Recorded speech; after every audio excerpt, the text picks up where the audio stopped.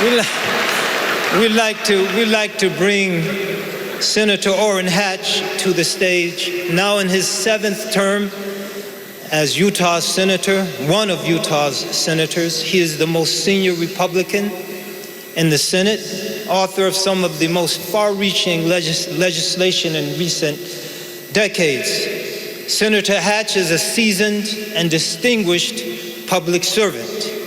We are deeply honored by his presence today.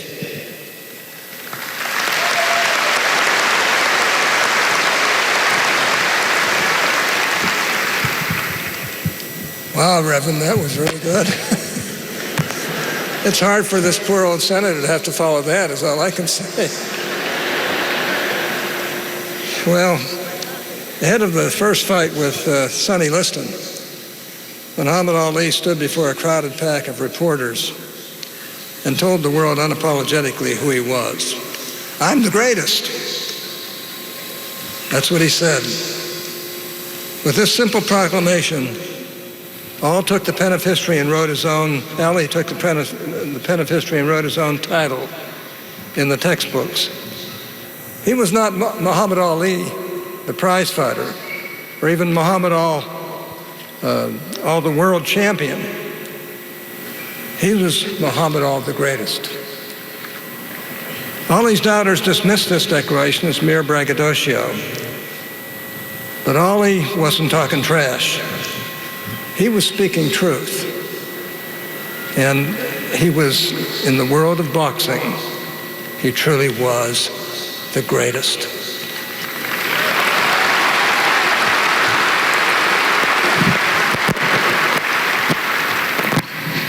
With the cutthroat quickness of a street fighter and the simple grace of a ballerina, Ali moved with Achilles-like agility and punched with Herculean strength.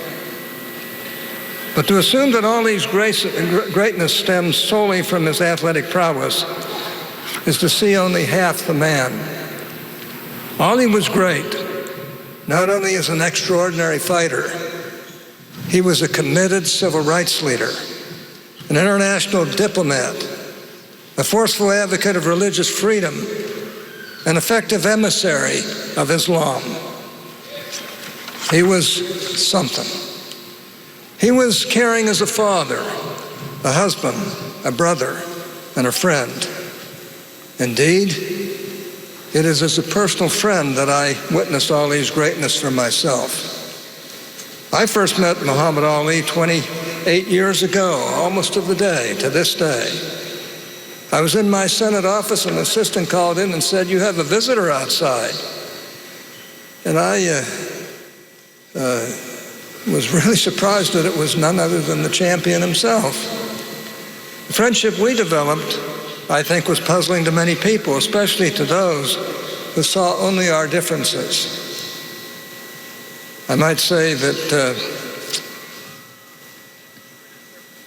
but where others saw difference, Ali and I saw kinship.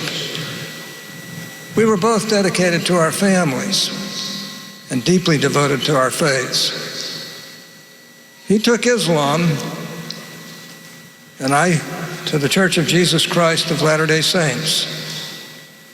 We were both products of humble backgrounds and hardscrabble youth. Ali grew up poor here in Louisville, and I grew up poor in Pittsburgh. True, we were different in some ways, but our differences fortified our friendship. They did not define it. I saw greatness in Ali's ability to look beyond the horizon and our differences, to find common ground. This shared sensibility was the foundation of a rich and meaningful relationship that I will forever treasure. One of my fondest memories of our friendship was when Ali joined me in the Salt Lake, to go and listen to the Salt Lake Mormon Tabernacle Choir. I have to say, it was the famed Mormon Tabernacle Choir. And Ali, loved music, and he enjoyed the choir's performance. But he seemed most excited to share his own religious beliefs with those who came to hear the Christian hymns. Ollie attracted big crowds that day, as he always did, and eagerly gave everyone autographed pamphlets explaining his Muslim beliefs. Hundreds of Mormons lined up to grab Ollie's pamphlets, and of course, I took one for myself. I respected his deeply held convictions just as he respected mine. In our relationship, it was anchored by our different faiths.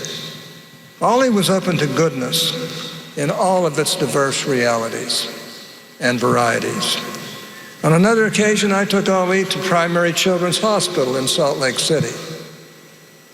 We visited with downtrodden children who perhaps had never smiled a day in their lifetime until Ollie showed up. Ollie held those kids and looked into their eyes. They would grin from ear to ear. These are kids that never smiled. They were so pained. The nurses were astounded. Never before had they seen someone who had connected so immediately and profoundly with these sick children. Ollie had a special way with kids, as we all know. He may have been a tough and tenacious man in the ring, but he was compassionate and tender around those that he loved. For all of his ferocity as a fighter, Ollie was also a peacemaker. A particular radio host in Utah berated me constantly on the airwaves, week after week. And one day the host asked if I would arrange for Ollie to meet Utah's former middleweight champion, Gene Fullmer, for a joint interview. Ollie agreed, knowing the appearance could help me build some goodwill. But he also was very interested in meeting Gene as well. It was an unforgettable experience. Here were two champions face to face, reminiscing about some of the best fights the world has ever seen. And I have to say, and in the process, Ollie claimed that radio host, well, he charmed the radio host so much on my behalf, gently transforming an unrepentant antagonist into a respectful sparring partner.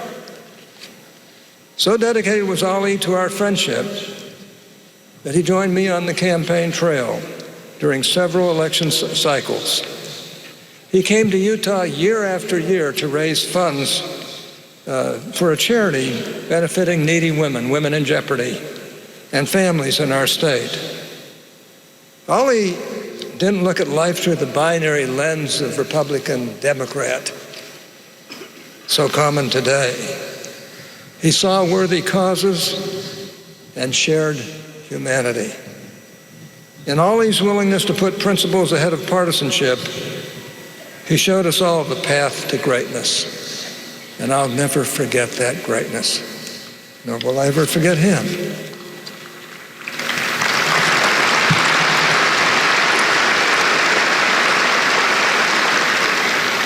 There were many faces to Ollie's greatness. His abilities as a boxer, his charisma as a public figure, his benevolence as a father and as a friend. All of these made Ollie great. But it was something else that made him the greatest. Ollie was the greatest because, as a debilitated yet unbroken champion in his later years, he pointed us to a greatness beyond ourselves, a greatness beyond even Ollie. He pointed us to the greatness of God.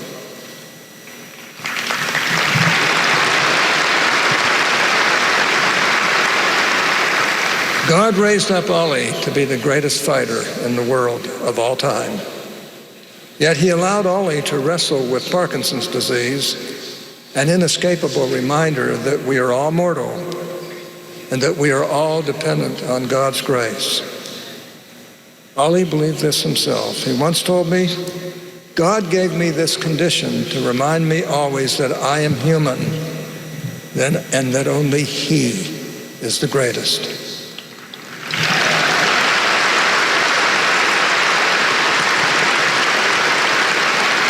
Ollie was an unsurpassed symbol of our universal dependence on the divine. He was the greatest because he reminded us all who truly is the greatest, God, our Creator. I'm eternally grateful for my special bond with this special man and for my friendship with his beloved wife, Lonnie, who I love dearly. She's one of the great women in this world.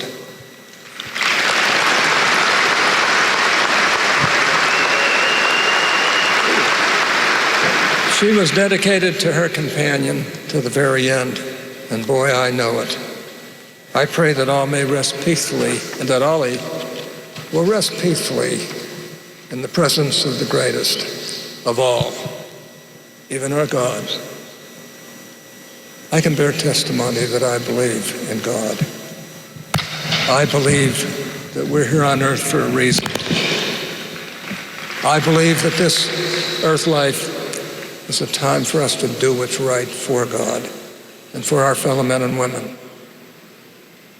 And I don't know that I've ever met anybody who did it any better than my friend, Muhammad Ali. God bless you. God bless the family.